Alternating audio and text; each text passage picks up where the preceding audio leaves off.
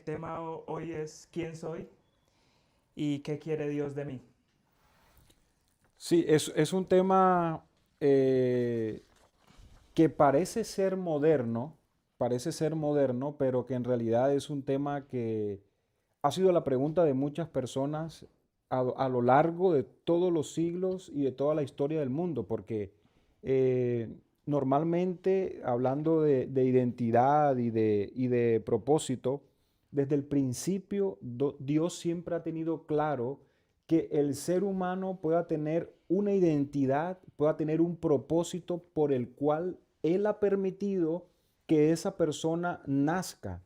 Porque muchos a veces dicen, ¿y yo para qué nací? ¿Por qué mi mamá me tuvo? ¿Por qué no me abortaron? ¿O por qué? Eso lo vemos en la Biblia también. Mira, Jeremías lo dijo. ¿Por qué no me abortó mi madre? Job, Mira, Job lo dijo, perfecto, Jairo, Job lo dijo y dijo, ¿yo para qué nací? Me hubieran ese día sepultado de una vez cuando nací, porque ¿para qué estoy aquí? ¿Cuál es el e propósito mío? incluso maldijo el día en el que nació. Incluso maldijo el día en el que nació, ¿no? Así que esa pregunta es una pregunta que no es nueva y que los jóvenes hoy se hacen también, claro que sí, porque piensan por qué o para qué yo he nacido en este mundo, en este momento, en este siglo, cuál es mi propósito, ¿no? Y si vamos ahí muy rápidamente a un contexto histórico, podemos ver que por lo menos en el Antiguo Testamento Dios tenía un plan muy puntual con Abraham. Él, obviamente, en un país idólatra y todo el contexto que él traía, pero Dios lo sacó de Ur de los Caldeos y lo llevó a un lugar donde iba a ser la persona que iba a iniciar todo el proceso de lo que hoy conocemos como el pueblo de Israel, ¿no? También Moisés fue llamado por Dios y aunque Moisés empezó de una mala forma, porque ya él sabía que Dios tenía un propósito con él, él lo empezó mal, sin embargo Dios se lo llevó al desierto durante 40 años para enseñarle cuál era el verdadero propósito por el cual Dios quería que Moisés estuviera en ese momento en la tierra, ¿no? Y así podemos ver muchos personajes. Por ejemplo, Pablo, bueno, Saulo de Tarso, ¿no? Saulo de Tarso.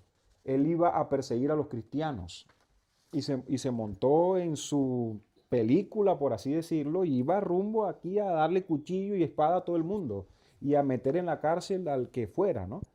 Sin embargo, cuando iba en el camino a Damasco, se le apareció un resplandor, lo tumbó al piso y entonces Dios le empieza a revelar el propósito paulatinamente. O sea, muchas veces las cosas que nosotros, en los caminos que nosotros estamos, puede ser que no sea el propósito por el cual Dios nos tiene en este mundo, pero hay que descubrirlo y la única manera de descubrirlo es estando allí a los pies de Él. Y si vamos al Nuevo Testamento, Jesús nos dice de manera general que todos nosotros somos la luz del mundo. O sea, y ese es un propósito general. Todos estamos en este mundo para alumbrar. Bien. Y es una masa donde estamos todos y todos debemos ser luz. Sin embargo, como proyecta la luz Alejandra, es totalmente diferente a como la proyecta Sebastián. Es la misma luz, pero él la proyecta desde su perspectiva, su cosmovisión como ser humano, y ella la proyecta igual, porque es que no pueden ser igualitos ellos son distintos, sin embargo proyectan su luz de una manera diferente para poder llegar a muchas personas, ¿no? También la Biblia nos dice por ahí en Primera de Pedro, que somos linaje escogido, real sacerdocio. O sea, ese es un propósito general que Dios tiene y que ya nos ha elegido para eso, ¿no? Aparte que la Biblia también dice que nosotros podemos generar dones espirituales. Y ahí hay un tema muy complejo, muy tremendo, porque nosotros nacemos con talentos. Por lo menos yo personalmente, desde que nací, yo nací con el don musical. Yo toco varios instrumentos desde pequeño, yo canto tal, pero al colocar yo mi talento en las manos de Dios, entonces Él lo perfecciona y se convierte en un don.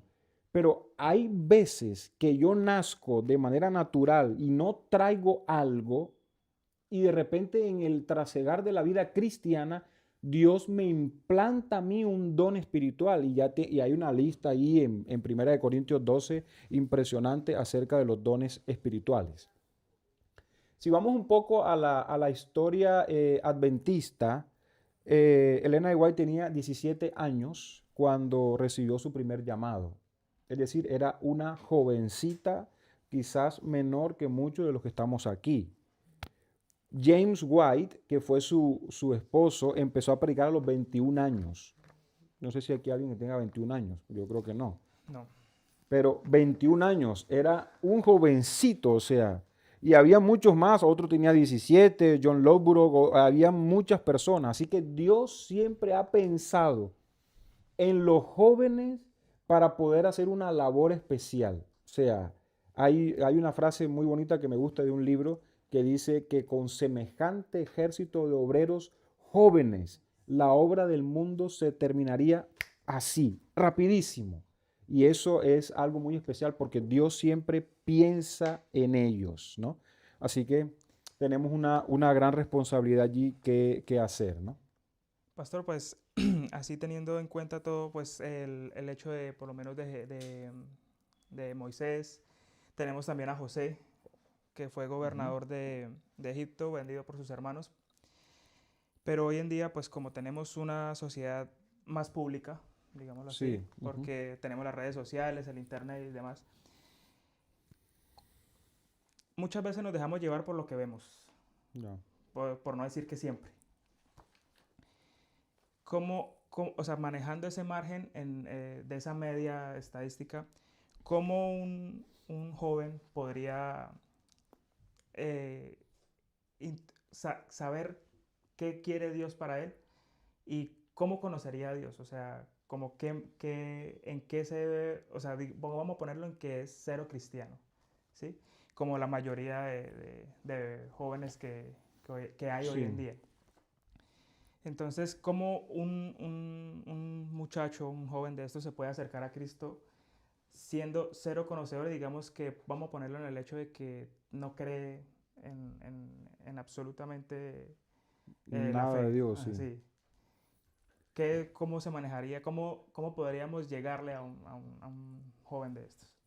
Bueno, lo primero pienso yo que él para acercarse a Dios, Dios tiene que tener un encuentro personal con él, ¿no? Ya no sería él buscar a Dios porque él no cree en No Dios. cree en Dios. Tenemos un testigo, tenemos un testigo. Sí, no cree en Dios, él dice que no existe y muchas cosas. Y tiene que él pasarle una experiencia sobrenatural para que él pueda entonces pensar de que Dios es una posibilidad y que existe para él entonces empezar a mirar a ver si los amigos, si un programa, si esto, si lo otro, a ver si Dios existe en realidad. Yo los jueves, todos los jueves en la noche estudio con un grupo de jóvenes que todos son gnósticos.